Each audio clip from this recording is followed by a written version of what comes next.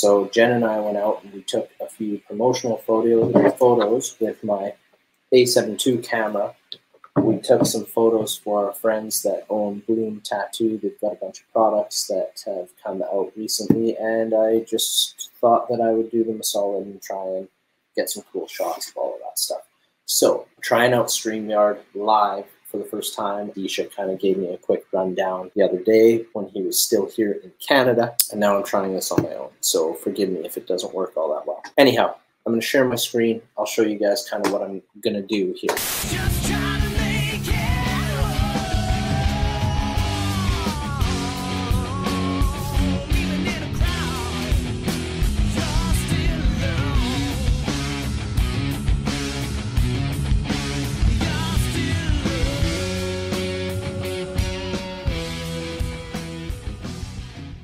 So right here, I have one of the many photos. So we'll start at the beginning and we'll just kind of pick out the best ones. And I, generally speaking, I just go into auto mode.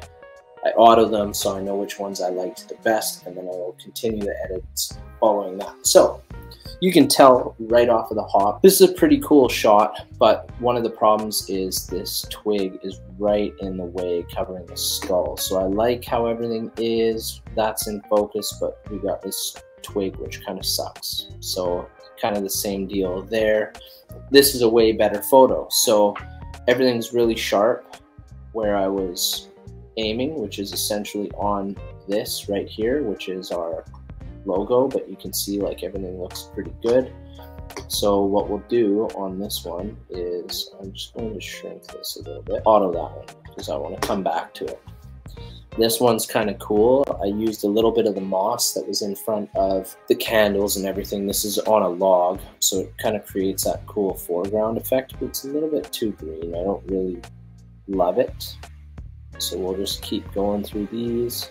That one's kind of cool. It showcases a little bit of everything, but it's not quite what I'm looking for. So we're just going to keep scrolling through until we find something that's neat, like this one. So I'm going to auto this one right here and now, and what we're going to do is I'm going to crop it because I think that we want to sort of straighten, we wanted to crop it.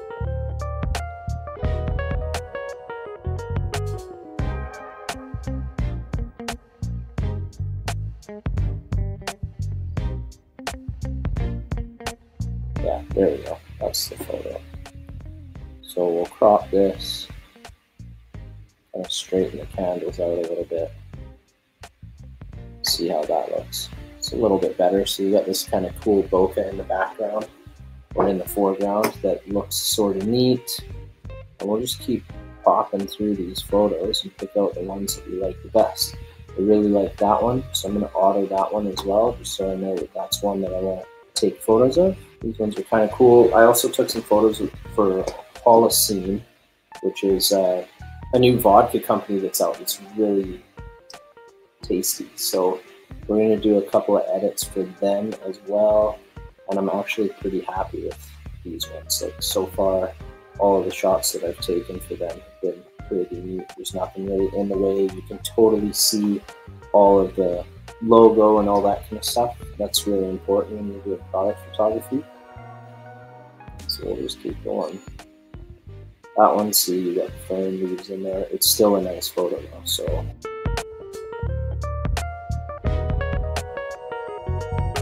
That one's okay. This one's kind of cool.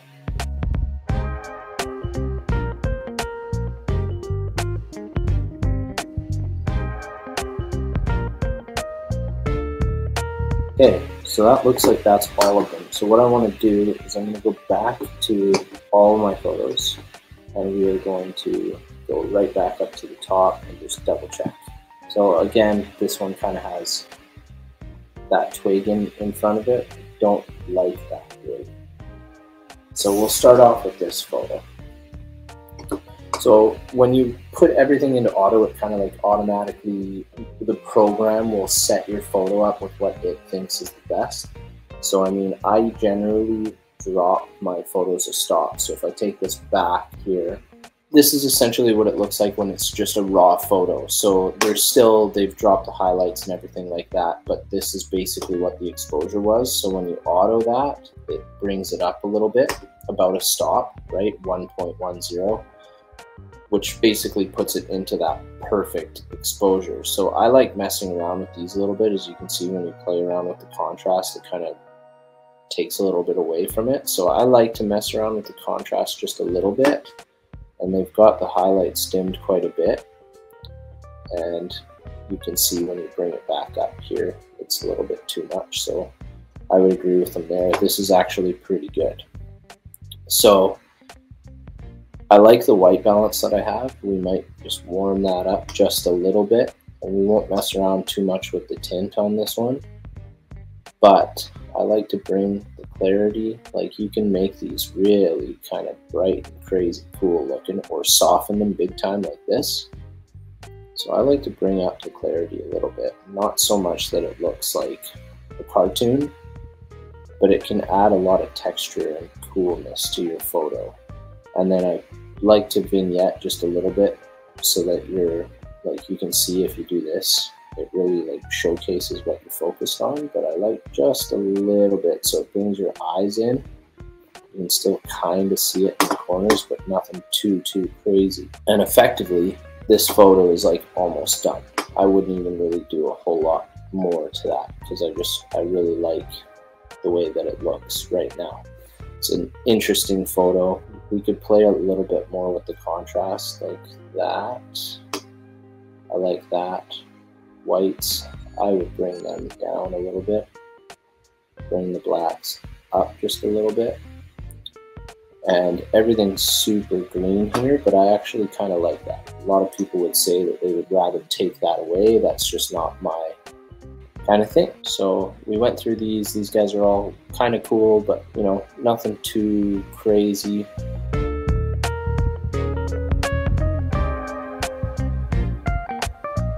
I don't even know what that photo is. It's weird. So we're just going to delete that photo because it's no good. Essentially, I wanted to showcase the coasters. They've got the keychain. This is a coaster when it's all wrapped up, and then they've got the candles. So one of the candles is wrapped up completely, and then we've kind of just revealed a little bit of the artwork on there. So I'd like to find one that has, yeah, like this. So this one's super cool. It's just turned out to be a really nice photo. But the exposure is a little bit high, so I'll bring that down a little bit. Contrast a bit up too. I kind of want to darken the background just so that you can see exactly what you're looking for here. But this photo has a lot of texture on it. You know, everything's super sharp. We've got the soft textures of the grass or the moss and the greens behind it. And then the shale itself on the coasters is pretty rough edged, but you pick up a lot of what's going on there. And it's nice too because you can see the wrapped one is sort of blurred out with the bokeh, and then we've also got the keychain, a little bit of the candles in the background. So I quite like this photo, and I honestly wouldn't do a whole lot to it. Like, we might play around a little bit with the clarity, but I like the color there. The temp is good. You know, you can play around with the saturation and make it into a black and white photo if you really want to, or you can brighten things up quite a bit, but I want it to look natural, kind of like as shot. So we'll probably keep it somewhere around there. And then we can bring up, if you want to play with these can be really cool. It'll soften or sharpen your image basically, but add a little bit of texture to it.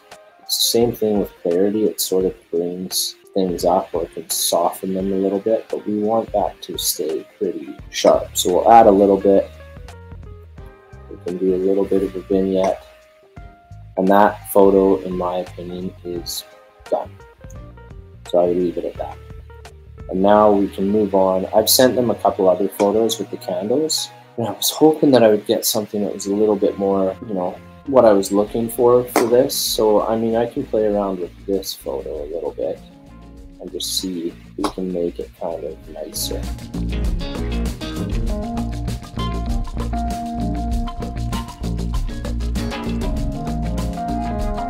I basically wanted it to kind of look like we're out in the forest and everything's, you know, out in the wild. That's kind of what you want it to look like. I wanted it to be like very Vancouver Island, so that's what I get here. I just wish that I had put this pine needle stick in front of it.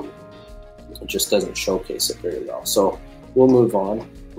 These ones I'm pretty happy with. So I have, like I said, I usually drop my exposure a stop because you can always bring that up in post, which is what we're doing right now. And I'll bring that contrast up just so you can kind of see what it does.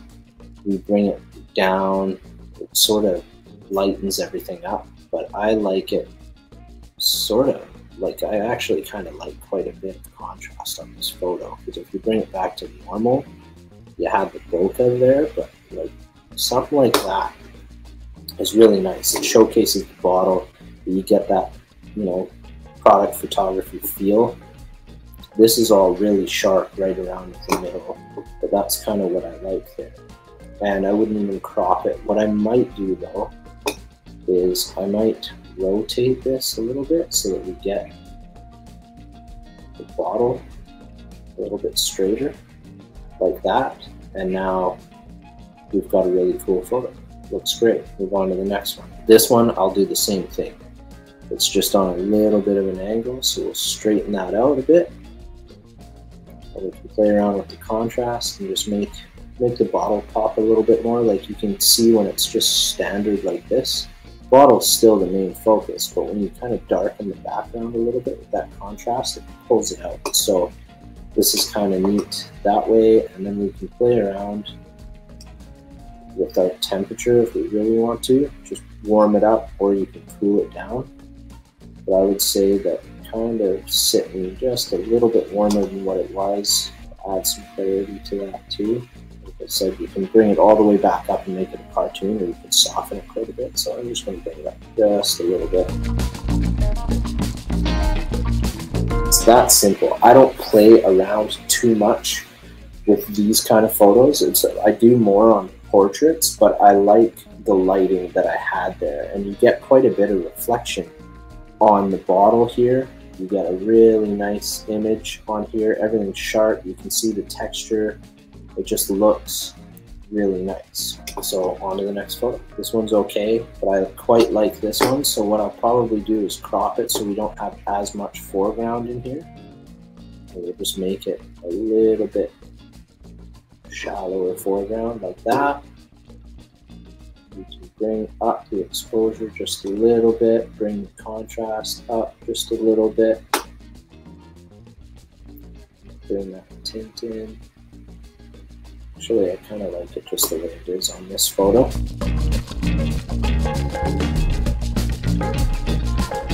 You can play around with this. This is all to taste, so I wouldn't say that there's any right way or wrong way to do that. Excuse me, I open my top. It's all to taste, so when you're editing your photos, do what you want. It doesn't really matter what anybody else thinks, because at the end of the day, they're your photos. So I like to edit these in this kind of fashion. It's sort of a clear view style. There's not a whole lot of work to it, but I can send these off to the people that I'm taking them for, and if they like them, then great. They can use them on any of their promotional websites or whatever they want to do, as long as they, you know, give you credit for your photo. That's all that anybody really cares about. So one of the things, like I was saying, I like to auto these images, because when you auto the image, it essentially just brings it up to where the computer thinks is good, and then you can adjust what you want to adjust afterwards. Like this one has brought the highlights quite a bit down. I would probably not have brought it down as much as they do, and I generally bring the contrast up a bit. Like I said, you can bring it all the way up, but then it sort of looks a little bit funky, so we'll add a bit of that, but it's all taste. So go through when you're doing your own photos and just see what you like and what you like to see. And like I said, I like to add a little bit of clarity. Too much makes it look like a cartoon like this, but can be kind of cool dependent on what you're doing. So, you know, for this particular image, I would just bring it up a bit, see what happens. So on to the next photo. This one's kind of neat. That one's kind of got like a moody vibe, but that leaf really covers a lot of the label, and that's not really what you want. So we'll mess around with this photo.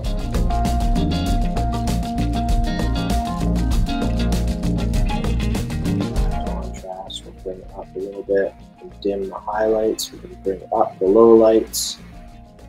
We'll go down the whites a little bit, bring up the blacks. And adjust the temperature a little bit on there. Throw on some clarity just to clear up the image. And I would say that that is essentially got a pretty cool shot. I really like this one. And they've already basically edited it to the point where I like it. So we'll add, like I want to add a little bit of moodiness to this one, so we'll put some more contrast on that.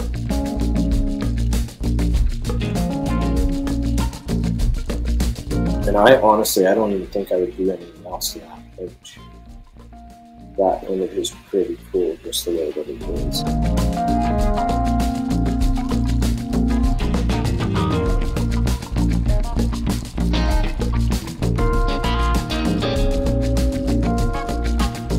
That's it.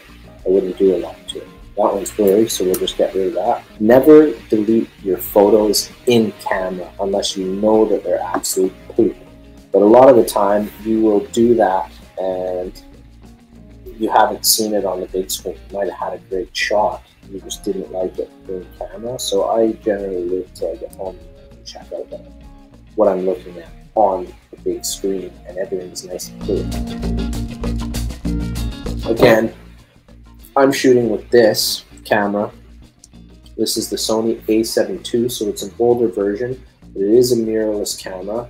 They've got kind of a neat little flip out screen, so when you're looking down on an object like I was earlier, I can manipulate the screen so that I can utilize it for how I'm photographing. They also have in the viewfinder, if you're looking right into the camera after you take a shot, you can see it really clearly inside the viewfinder.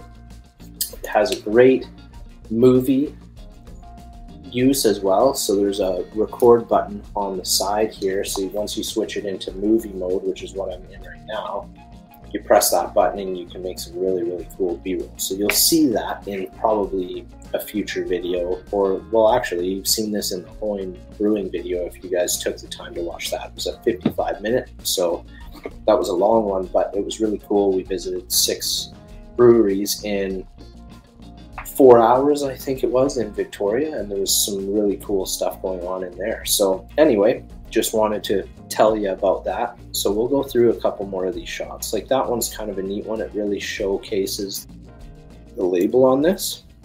And I like this one because it's got that foresty bit, but I think I used a little bit too much foreground. It's distracting. And I can show you a couple of previous ones that I did too. So this is one of my images that I took for Bloom's candle stuff. The cool thing about these candles is they can be reused once the candle is gone. They have a little pot filler that is made for plants, so you can use them for your plants in your house, which is really neat. So this is kind of just how I set some things up for them. These are a couple of the images that I've sent them already. Most of these are unedited, just raw, shot right out of the camera. So you can kind of see my workflow where I'm like getting creative, what I'm trying to accomplish. Like I threw in my little pipe and laid down the fabric that they come in. This is a lighter. So the 50mm is really great for this kind of stuff. It's got a good bokeh, and bokeh is basically the blurriness for any of you guys that don't understand photography lingo just yet. So like this little bit of blurriness, that would be called bokeh. Same with the background. So it essentially emulates like how your eyes would see something. If you were focused on something right in front of you, your peripheral vision blurs everything out. It's the same thing with the camera. So we can just go through a couple of these. You know, some of them aren't great, and realistically, you're going to take like 300 shots when you're doing some of these kind of things. You might get 20 that you're really happy with, unless you're like a super great photographer. But I'm going to be honest, even the super great guys are probably taking many photos that they do not use in a photo shoot. It's just how it goes. That's the way she goes. That's the way she goes. I just wanted to show you guys kind of how my editing process goes and kind of practice on this StreamYard because I've never really used it before. So anyway, hopefully you guys dig what I'm doing, and we'll see you on the next one.